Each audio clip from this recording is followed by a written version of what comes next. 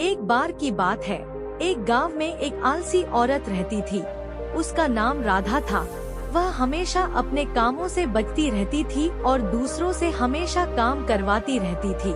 उसे कभी भी किसी काम की परवाह नहीं थी और वह अपने समय को अपने मनपसंद के कामों में ही बिताती रहती थी। राधा के परिवार वाले उसे अक्सर उसके आलस्य के लिए डांटते रहते थे, लेकिन उसे कोई फर्क नहीं पड़ता था।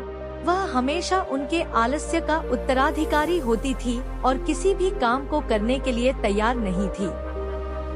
एक दिन गांव में एक बड़ा महोत्सव था और सभी लोग अपने अपने घर सजाने संवारने में व्यस्त थे, लेकिन राधा ने अपने घर की सजावट और सफाई के काम में कोई भी मदद नहीं की। वह बस अपने बिस्तर पर आराम कर रही थी। महोत्सव के दिन उसके परिवार वाले उसे अनेक बार बुलाकर काम करने के लिए कहे, लेकिन राधा ने किसी भी काम में हाथ नहीं बटाया। धीरे धीरे उसके परिवार वाले उससे नाराज हो गए और उसे उनके साथ रहने के लिए घर से बाहर निकाल दिया। राधा को इस घटना से काफी शर्मिंदगी महसूस हुई और उसने समझा कि आलस्य से कुछ नहीं मिलता।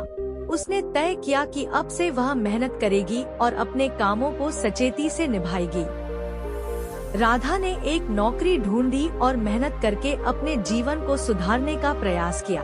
उसने देखा कि उसका जीवन कितना सुखद और सकारात्मक हो गया है जब वह मेहनत करती है और अपने कामों का जिम्मेदारी से सामना करती है। इस कहानी से हमें यह सीखने को मिलता है कि आलस्य के आगे कुछ भी महत्वपूर्ण नहीं होता। अपने कामों में मेहनत करना हमें सफलता की ओर ले जाता है और हमारे जीवन को सुखमय बनाता है।